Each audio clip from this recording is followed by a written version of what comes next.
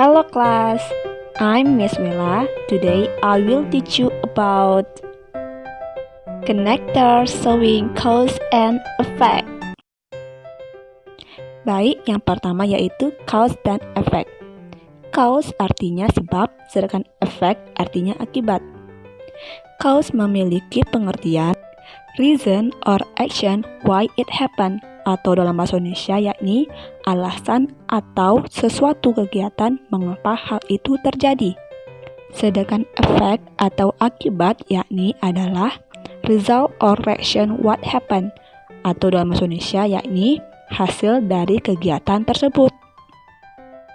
Jadi, apa aja sih kalimat yang mengandung hubungan sebab dan akibat? Sebab dan akibat terdiri atas due to, because of, owing to, thanks to, as a consequence of, as a result of, because, since, as, for, and etc. Dan selanjutnya, kalimat sebab dan akibat terbagi atas dua, yakni noun dan verb. Pertama, kita akan bahas kalimat sebab dan akibat yang diikuti oleh noun. Kalimat yang diikuti oleh noun terdiri atas because of, thanks to, as a result of, due to, as a consequence of, and owing to. Baik, agar Ananda lebih paham, mari kita lanjut untuk ke contoh. Yang pertama yakni he is always late because of his gaming habits. Artinya, dia selalu telat karena kebiasaan bermain gamenya. Di sini kita melihat single phrase, yakni because of, dan cause-nya atau sebabnya yakni his gaming habits, dan akibat dari dia bermain game adalah he is always late.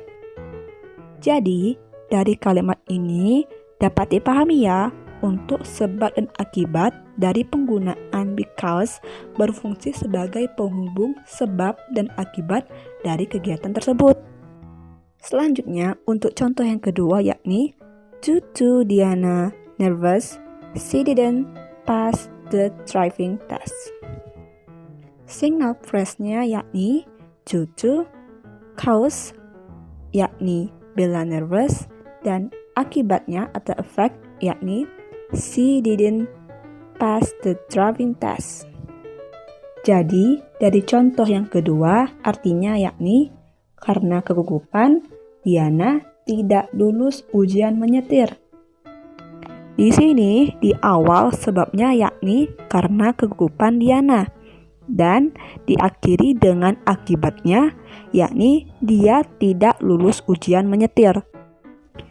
Selanjutnya kita ke bahasan yang kedua, yakni kalimat sebab akibat yang diikuti oleh verb. Kalimat sebab dan akibat yang diikuti oleh verb terdiri atas because, since, as, and for. Untuk contoh yang kedua yakni because Diana was nervous, she didn't pass the driving test. Single phrase-nya because, cause-nya Diana was nervous, dan effect-nya she didn't pass the driving test. Dan dapat diartikan karena Diana gugup, dia tidak lulus ujian tes mengemudi. Untuk contoh selanjutnya, the outing was cancelled since it's raining.